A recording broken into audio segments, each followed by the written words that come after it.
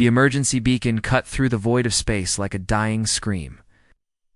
Admiral Kethra of the Galactic Council trembled as she reviewed the transmission from the Zelthera system for the 100th time. The agricultural worlds that had fed 3 sectors for millennia were now barren rocks, stripped of all organic matter by the relentless advance of the Devourers. "How many ships have we lost?" she asked her aide, though she already knew the answer would crush what remained of her hope. 47 battlecruisers, ma'am. The Devourers adapted to our weapons within hours. They're not just consuming the planets, they're learning from every engagement. Kethra's 4 eyes closed in defeat. The Council's finest peacekeepers, trained in honor and tactical excellence, had been slaughtered like livestock. The hive mind entity didn't just want resources, it wanted to prove its superiority over every form of life in the galaxy. "Ma'am," her aide's voice carried a note of uncertainty. "There is one option we haven't considered. Speak, the humans. They've been persistent in their requests to assist with galactic security matters." Anthros' mandibles clicked in disgust. The humans were the newest members of the Galactic Council, barely 200 years in space. Most council members viewed them as primitive barbarians who had stumbled into advanced technology. Their ships were crude, their diplomacy was direct, to the point of rudeness, and their methods of warfare made even the most hardened alien species uncomfortable. "Those savages," Kethra's voice dripped with disdain. "What could they possibly do that our greatest warriors could not?" Her aide shifted nervously. "Ma'am, I've been studying their military history. They've never lost a war. Every conflict they've entered, they've won. Sometimes through methods that we don't fully understand." The Admiral turned to stare at the tactical display. Red markers showed the Devourers' advance across 17 systems. Each marker represented billions of lives consumed, entire civilizations reduced to nothing more than fuel for the hive mind's endless hunger. The projections were clear: within 6 months, the Devourers would reach the Council's core worlds. Within a year, the galaxy would be theirs. "Their methods are barbaric," Kethra muttered. "They don't follow the laws of war. They don't respect the dignity of their enemies. They fight like ... like animals." "Ma'am, with respect, the Devourers don't follow any laws either. They don't respect dignity. They consume everything in their path without mercy or hesitation." The aide pulled up another display showing Earth's military history. Wars that had lasted years, fought with weapons that destroyed entire cities. Conflicts where humans had turned their own planet into a battlefield rather than surrender. Battles where they had fought until the very last soldier fell. "Look at this," the aide continued. "The Battle of Stalingrad. The humans fought for months.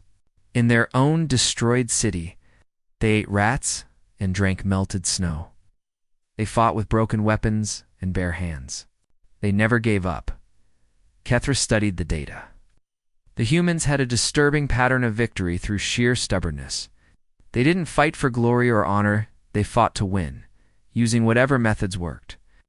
When conventional tactics failed, they invented new ones. When their enemies adapted, they adapted faster. Here, the aide brought up another file: the Pacific War.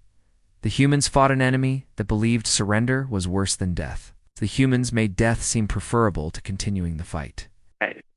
Admiral's 4 eyes widened. She had heard rumors about human psychological warfare, but seeing the documented evidence was different. They didn't just defeat their enemies, they broke their will to fight. "They've been requesting access to our military databases," the aide continued. "They want to study alien warfare techniques. They claim they can learn from any enemy. No matter how advanced." Kethra looked at the tactical display again. The Devourers were unlike anything the galaxy had ever faced. They adapted to every weapon, learned from every tactic, and turned their enemies' strengths against them. The Council's greatest military minds had been completely outmaneuvered. "What did they say when we refused their help?" she asked quietly. "They said we were welcome to change our minds when we were ready to win, instead of just fight." The words hit like a physical blow. The humans weren't offering to fight honorably, they were offering to do whatever it took to end the threat. The distinction suddenly seemed very important. "Ma'am," the aide's voice was barely a whisper. "The projections show the Devourers reaching Earth in 18 months. The humans know they're next. That changed everything. The humans weren't offering to help out of kindness or alliance. They were offering to eliminate a threat to their own survival. And if there was one thing the galaxy had learned about humans, it was that they were extremely good at eliminating threats. Kethra stared at the communication console. Her pride screamed against asking for help from a species the Council considered inferior, but her duty was clear. Save the galaxy, no matter the cost. Send the transmission, she whispered. The human response arrived within hours. A simple audio message that chilled everyone who heard it. We don't send heroes. We send what works. Prepare quarantine facilities. The unmarked human vessel drifted into Zelthor's orbit like a cancer, its hull scarred and deliberately intimidating. No flags, no insignia, no proud declarations of noble purpose. Admiral Kethra watched through the viewport as the ship's docking bay opened, revealing figures that made her stomach turn. The first human to emerge was a woman with dead eyes and scars that spoke of violence beyond imagination. I'm Colonel Lee, she announced without ceremony. I was court-martialed for war crimes on Proxima Beta. These are my associates. Behind her came a procession of humanity's discarded. Kim walked with the predatory grace of a man who had killed. With his bare hands, Park's smile never reached his eyes, and the aliens instinctively backed away from his presence. The woman called Han carried herself with the confidence of someone who had stared into the abyss and found it wanting. You're right? These are your soldiers? Kethra managed to ask. Soldiers follow orders and die for glory, Lee replied, her voice carrying the weight of old battles, or what you call when soldiers aren't enough. Death row inmates, discharged special forces, individuals deemed too dangerous for civilized society. We don't fight for honor, we fight to win. The alien delegation exchanged horrified glances. This wasn't what they had expected when they called. For Earth's help, these weren't heroes in shining armor coming to save the galaxy. These were barely contained monsters wearing human faces. Kim stepped forward, his movements fluid and silent. Show us the data, he said simply. His voice was soft, almost gentle, but something in his tone made the alien's skin crawl. Everything. You know about the Devourers. We've prepared a full briefing, one of the council members stammered. Our best tactical minds have analyzed their patterns. Your best tactical minds are dead, Park interrupted, his smile widening. That's why we're here. He examined the docking bay with the casual interest of a tourist, but his eyes missed nothing. How many of your people did they eat? The blunt question hit like a slap. 17 billion confirmed casualties, Kethra whispered. Entire worlds stripped of life. Good, Han said, speaking for the first time. Her voice was like ice. Means they're full. Full things move slower. The alien stared at her in shock. Good. How could the death of billions be good? Lee noticed their expressions and almost smiled. You're thinking like prey, she explained. You see 17 billion deaths and feel horror. We see 17 billion reasons why the Devourers need to die, and tactical information about their feeding patterns. The briefing room fell silent, except for the hum of the ship's systems. The aliens were beginning to understand what they had unleashed. These humans didn't think like soldiers or peacekeepers. They thought like predators. The Devourers have a hive mind. Admiral Kethra began, pulling up the tactical displays. They share knowledge instantly across their entire species. What one learns, they all learn. Weakness, Kim said immediately. What? The alien looked confused. It's there. Greatest strength. They adapt to any attack within hours. It's their greatest weakness, Park corrected.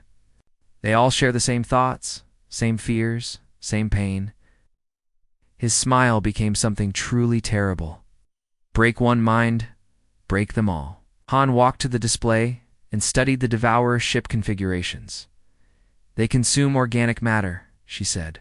What about synthetic materials, toxins, diseases? They've shown resistance to all biological weapons, an aide reported. Their digestive systems can process almost any organic compound. Almost, Han repeated. Not all. She turned to face the aliens. What about their own dead? Do they consume? Their own species? The question caught everyone off guard. We don't know, Kethra admitted. We've never seen them encounter their own dead. Interesting, Lee murmured. Kim, what do you think? Kim's predatory smile matched his teammates. I think we're going to find out.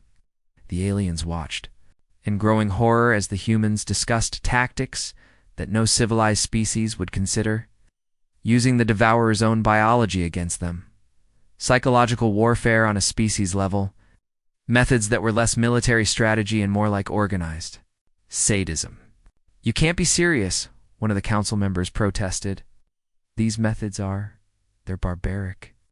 Lee turned to face him, her dead eyes reflecting nothing but cold calculation. Your civilized methods got 17 billion people killed? She said quietly.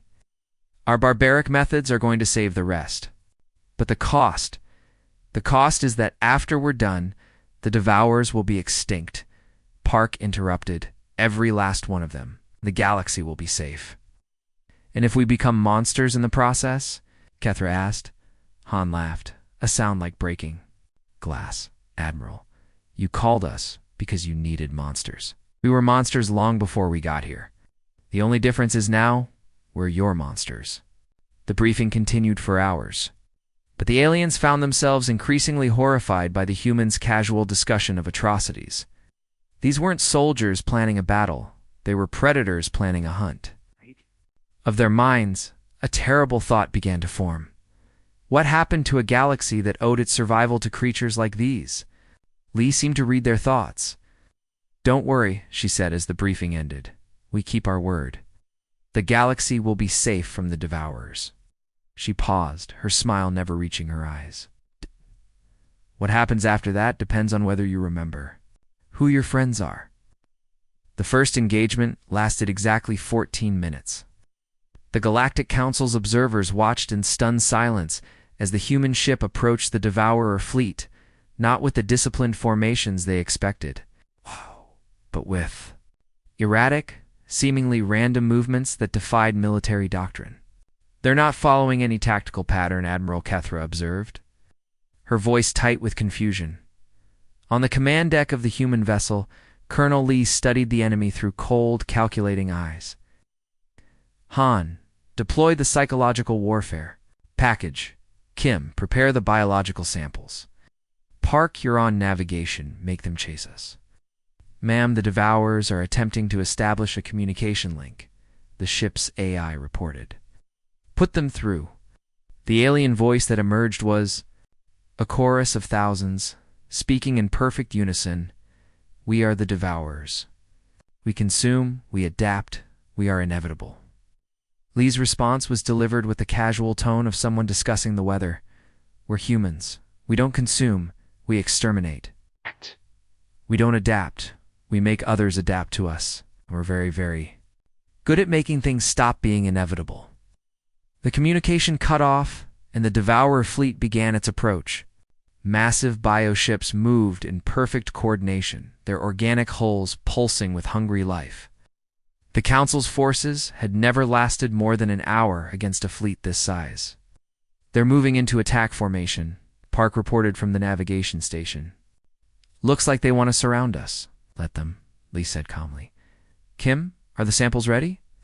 Kim looked up from his station, his hands covered in something that made the alien observers look away. Ready, ma'am? 30 kilograms of processed Devourer tissue, infected with modified human diseases. The beauty is, they won't recognize it as a threat until it's too late. The first surprise came when the human ship didn't fire conventional weapons. Instead, it released thousands of small pods that scattered like seeds across space. The Devourers initially ignored them. The pods were too small to contain meaningful weapons, and their organic sensors detected nothing dangerous. What are they doing? Admiral Kethra demanded from the Council flagship. They're not attacking. The ship's, her tactical officer whispered. Oh, they're attacking the mines. The pods began broadcasting a signal, not radio waves or energy pulses, but something far more insidious. The signal was designed to mimic Devourer brain patterns, but corrupted with human psychological warfare techniques. Fear, paranoia, and confusion began spreading through the hive mind like a virus. The first sign of success came when one of the Devourer ships broke formation. Then another. Within minutes, the perfect coordination that made them so deadly began to fragment. Impossible, Kethra breathed. They're fighting each other. Park watched his instruments with professional satisfaction. The hive mind is there. Strength in their weakness. They share everything, including terror. We just gave them something to be terrified of. The second phase began when the scattered pods released their biological payload. The modified human diseases were designed to target the specific proteins that allowed devourers to share consciousness. As the infection spread, individual devourers began to lose contact with the hive mind. They're screaming, Han reported, monitoring the alien communications. The ones who are cut off from the hive, they're experiencing individual consciousness for the first time, and they're terrified. Lee nodded. Good. Scared things make mistakes. The Devourer fleet was now in complete chaos. Ships that had moved in perfect harmony moments before were now firing on each other. Their crews driven mad by the combination of psychological warfare and biological infection. The hive mind was fragmenting, creating pockets of confused, isolated consciousness throughout the fleet. Now, for Phase 3, Lee announced. Kim, prepare the boarding pods. We're going hunting. The alien observers watched in horror as the humans launched themselves directly at the disabled Devourer ships. Not to destroy them, to board them. The pods cut through the organic hulls like bullets, and the humans inside began their true work. They're not trying to capture the ships, Admiral Kethra realized. They're studying them, learning from them, inside the first Devourer vessel. Kim moved through the corridors with deadly efficiency. The ship's defenders, already weakened by the psychological attack, felt two weapons designed specifically to exploit their biology. But Kim wasn't just killing, he was collecting samples, studying the ship's organic systems, learning how the hive mind actually worked. Ma'am, he reported over the comm, I've found their neural processing center. It's beautiful and completely vulnerable to the right kind of interference. Park's voice crackled through the static. I'm uploading the structural data now. These ships aren't just grown, they're programmed. And if they're programmed, they can be reprogrammed. The third surprise came when the humans began turning the captured ships against their own fleet. Using the knowledge they had gained, they infected the ship's organic systems with new programming that made them see their own kind as enemies. They're not just winning, Kethra whispered. They're turning the Devourers into weapons against themselves. The engagement ended with the complete destruction of the Devourer fleet, not by human weapons, but by the Devourer's own. Ships turned against them. The humans had taken the enemy's greatest strength and made it their greatest weakness. Status report, Lee requested, as the last Devourer ship went dark. All enemy vessels destroyed or disabled, Han reported. We've collected enough biological samples to understand their entire species. And we've identified 17 ways to kill them that they can't adapt to. Lee smiled, an expression that would have terrified the Devourers if any had been left alive to see it. Now, we hunt the rest. 6 weeks into the campaign, the nature of the conflict had fundamentally changed. The Devourers, once an unstoppable force of consumption, now fled from every system where human forces appeared. But the humans didn't let them flee, they followed. Status report, Colonel Lee commanded from the bridge of their commandeered Devourer vessel. We've isolated 3 more hive clusters, Kim reported, his fingers dancing across alien controls with disturbing familiarity. The fear responses are spreading faster than their adaptation protocols. Park emerged from the ship's converted laboratory, his uniform stained with substances that defied identification. The latest batch of test subjects provided excellent data. The hive mind's weakness isn't just psychological, it's biological. They share everything, including pain and death. Admiral Kethra, monitoring from the Council flagship, watched the tactical display with growing unease. The humans weren't just fighting the Devourers, they were systematically hunting them across multiple star systems. Using captured hive ships as bait and turning the species' greatest strength into their ultimate vulnerability. They're not soldiers, she murmured to her aide. They're persistent predators. The realization hit her like a physical blow. Humans didn't just fight wars, they hunted their enemies across time and space until nothing remained. The Devourers had made the fatal mistake of threatening something humans protected, and now they were experiencing what it meant to be prey to a species that had evolved to never give up. The human ship moved through space like a ghost, stolen devourer, hull allowing it to approach enemy clusters undetected. Inside, the humans had transformed the organic vessel into something that would have horrified its original creators. The walls now pulsed with human technology grafted onto alien biology, creating a hybrid that was more terrifying than either. Species alone. Movement in Sector 7, Han reported from her station. Looks like a scouting party trying to reach the outer rim. How many? Lee asked, her voice carrying the casual interest of a hunter discussing prey. 12 ships, small.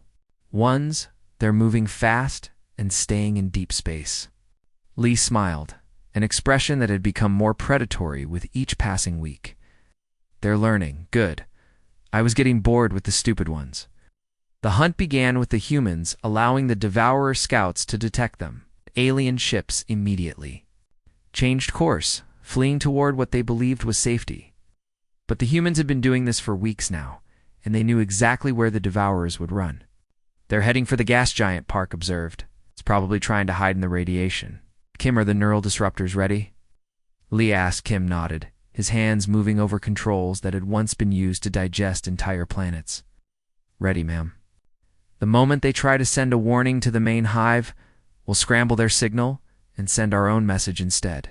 The chase lasted for hours. Humans didn't rush. They followed at a steady pace, always staying just close enough to keep.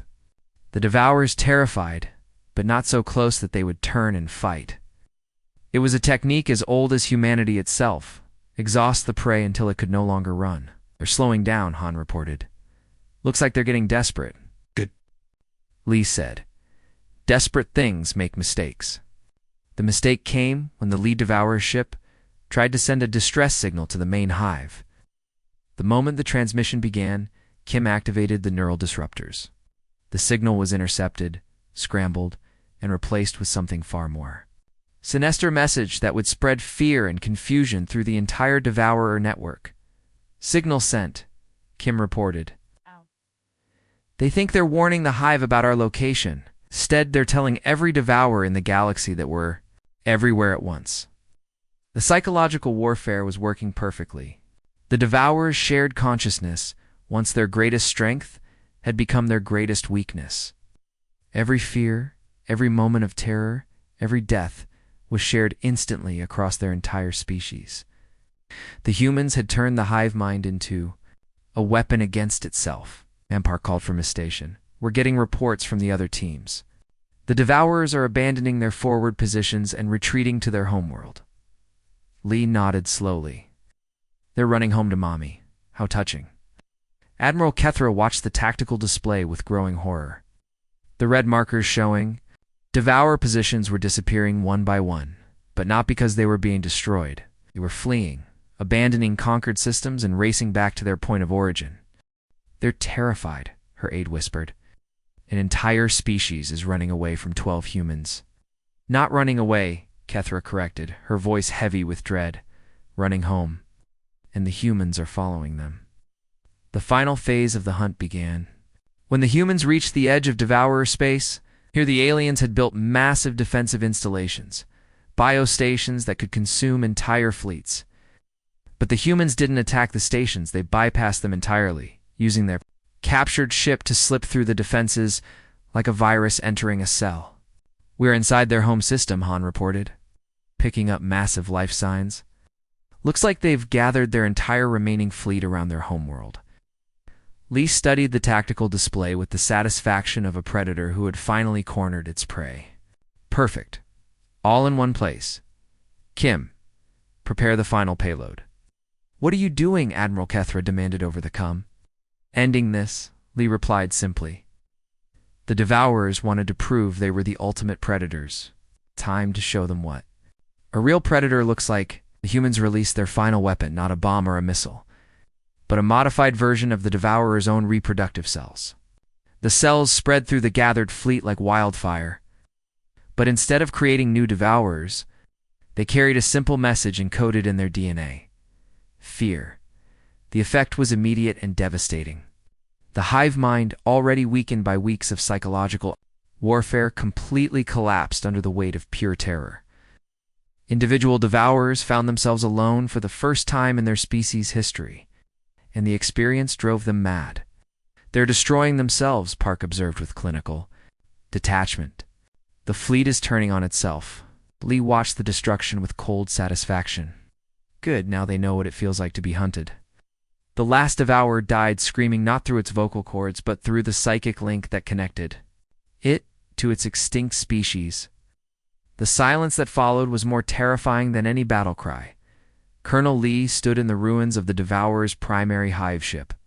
Her team gathered around her like wolves after a successful hunt. The ship's organic walls still pulsed with dying neural activity, and the air reeked of fear and death. "Confirmation from all sectors," Han reported, her voice carrying the satisfaction of a job completed. "Zero devour. Life signs detected. The species is extinct." Goodley replied, but her attention was already elsewhere. Through the viewport, she could see the Galactic Council's fleet maintaining a careful distance. "Kim, prepare our ship for departure. Park, download everything from their biological databases. We might need it later." Admiral Kethra watched. The human ship prepared to leave, her mind struggling to process what had just occurred. The Devourers, a species that had consumed entire star systems, had been eliminated in less than 3 months. But the cost. "Ma'am," her aide whispered, "should we... Should we thank them?" The question hung in the air like a death sentence. Thank them? For what? For saving the galaxy, or for showing them what humanity was truly capable of when unleashed. Kim finished his work at the alien console, his hands moving with practiced efficiency. "Data downloaded," he reported. "To every biological secret they had, every adaptation they made, every weakness they tried to hide." He paused, looking at his teammates. "Might come in handy if we ever meet something similar." Park emerged from the ship's depths, carrying samples that made the alien observers look away. "The homeworld is completely sterile now," he announced. "Nothing left alive, not even bacteria. The chain reaction we started consumed everything organic on the planet."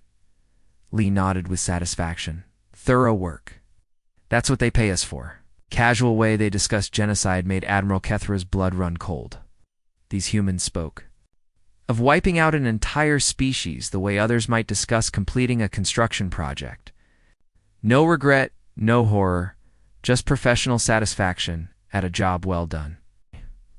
Her communication officer called out, "The humans are transmitting on all frequencies." Lee's voice filled the command center, calm and businesslike.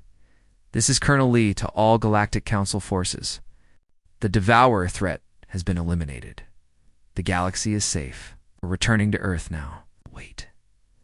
Admiral Kethra found herself saying, We need to discuss what happened here." "The methods you used are none of your concern," Lee interrupted. "You hired us to solve a problem? The problem is solved. Our contract is complete." The finality in her voice was unmistakable. Humans weren't interested in debriefing or analysis. They had done what they came to do, and now they were leaving. But the implications of what they had accomplished would haunt the galaxy forever. "Colonel," Kethra tried again. "The Council will want to know. The Council will want to forget." Han's voice cut through the transmission. "You'll file reports that make it sound like a conventional military victory. You'll give yourselves medals and promotions. And you'll pretend that you never saw what we're really capable of." The truth of those words hit like a physical blow. The Council would indeed want to forget. The methods the humans had used were too horrible to document, too effective to ignore, and too necessary to condemn. They would be classified, buried, and spoken of only in whispers. Park's laughter crackled through the cum system. "Don't look so worried, Admiral. Kept our word.